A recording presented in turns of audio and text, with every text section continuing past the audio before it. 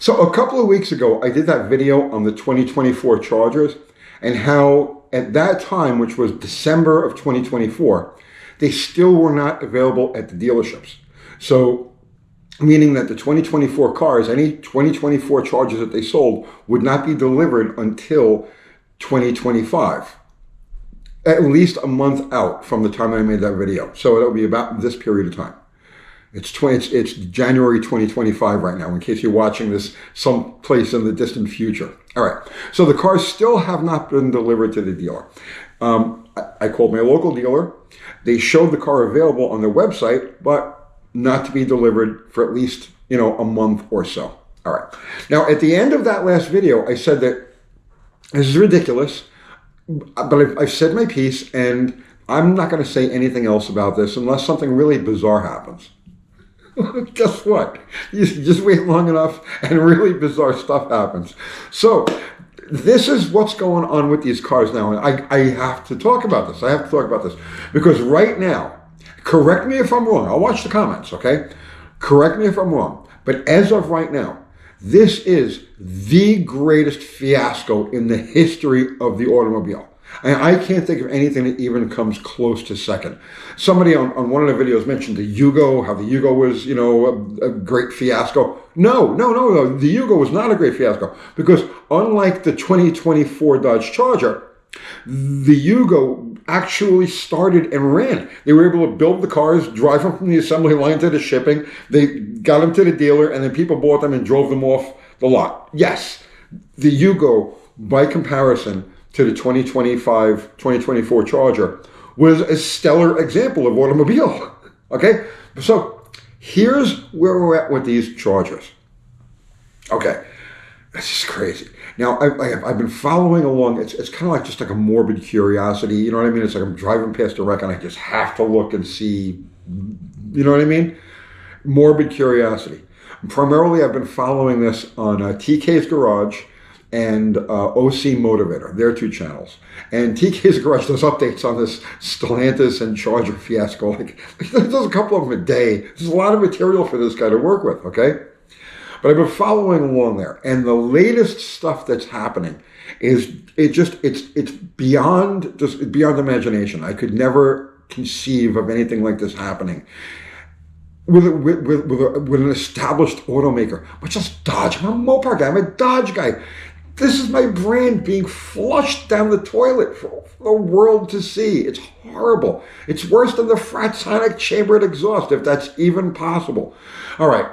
I swear to God, every single person involved in the conception and the approval and the design of these cars needs to go work in a freaking nail salon someplace. Get away from the automotive industry. Far away from the automotive industry. All of you. All right. So, here's the latest situation. Now, when I called the dealership a couple of weeks ago, they said that it would be at least a few weeks, maybe a month before the cars were going to be actually shipped. All right, it's taken them a long time to build these things, right?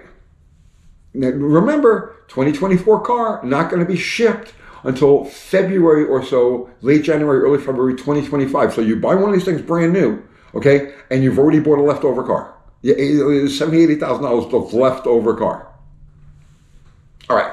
But here's the situation as it actually exists. All right, this is what I've learned about this now. Stellantis has built thousands of these cars. All right, they're already built. They're done, okay? And they're all sitting in storage lots. All right, thousands of them. And why aren't they all at the dealers for people who've paid for them? By the way, only 75 people have actually ordered one of these cars. 75 people. Now think about that, okay? Think about this. There's like 7 billion people on the planet, okay? And only 75 of them stepped up to the plate and ordered one of these cars. There's 75 people waiting for these things to come in. That's the latest stat that I saw today, this morning. All right. This is great. This is just amazing. The greatest fiasco in the history of the automobile, possibly the greatest fiasco in the history of the industrialized world, okay? Tell me if there's another one. Tell me if there's something bigger than this. All right, so here's the situation. They've built thousands of these things, and they're all sitting in storage lots. Why are they sitting in storage lots? because they're bricked. All of them. Thousands of these things, complete, done, finished, bricked. Okay. What's the matter? Why can't they just like do an over-the-air, software update or whatever they do? Listen, it's voodoo to me, okay? It's voodoo to me. I'm an analog guy, right? So I can't speak computer. I don't want to speak computer, right? Why can't they just do an over-the-air thing like they're supposed to be able to do, corrections and modifications like you're supposed to do with one of these cars? Why? Because it won't accept any over-the-air communications. So Dodge is having to send technicians to these cars, and one by one, out of these thousands of cars, one by one, they have to manually go in there. I guess they plug their laptop into it or whatever they do. I don't know, whatever they do. And they have to physically reconfigure the car, at which point it turns on and they can use it. So here's what happens. They've already done this with several cars now, right? I think 6 or 7 cars. I could be wrong. The numbers don't matter. But so far, they've completed like 6 or 7 of these things and shipped them off to dealers. So here's what happens. They fix them at the storage lot. They bring them to wherever they ship from. When they bring it to the shipping facility, shipping area, whatever it happens to be, they engage a shipping mode. Right? I guess EV has to have a shipping mode. I don't know. Okay, but they engage a shipping mode. Now it gets to the dealer. The dealer revives it. However they do it, they revive it.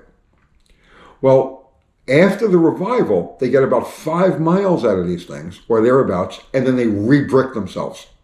Okay, so it's like, done. There's a YouTuber, CJ on 32s. I've never seen his channel, but evidently he bought one of these things. He was one of the lucky 75.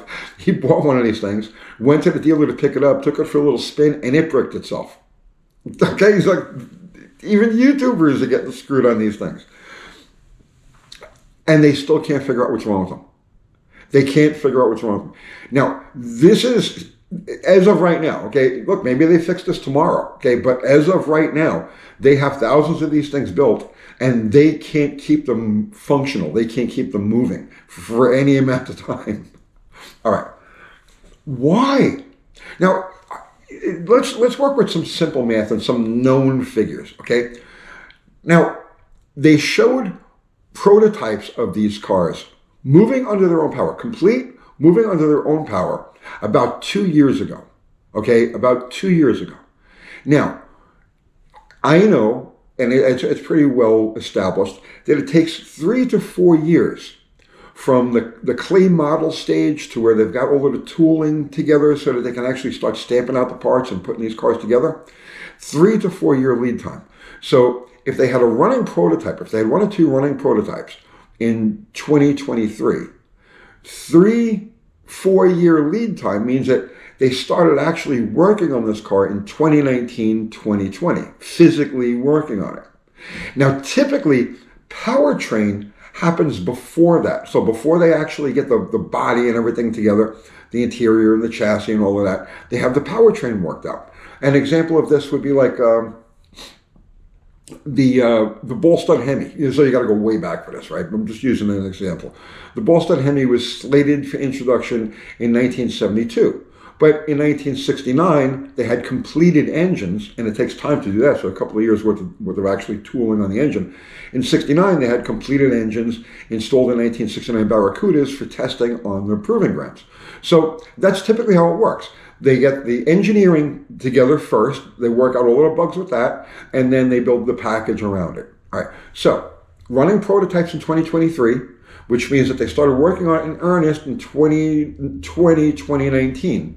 Okay, so that's 6 years back from where we are right now. 6 years back from where we are. How is it possible that in this 6 years of this team, whoever these nail technicians are who were working on these cars, who were developing these cars, how is it that they didn't come up with any of these bugs in all of this time? How is it that in 2023 you had running examples of this and you couldn't figure out that there were issues with it back then Take you 2 years to figure it out, and then you go ahead and you build the damn things anyway without knowing what's wrong with them, and now you've got thousands of them bricked. It's sitting in... How is this even remotely possible? I can't conceive of this. I can't conceive of it. All right. I have a hypothesis, though.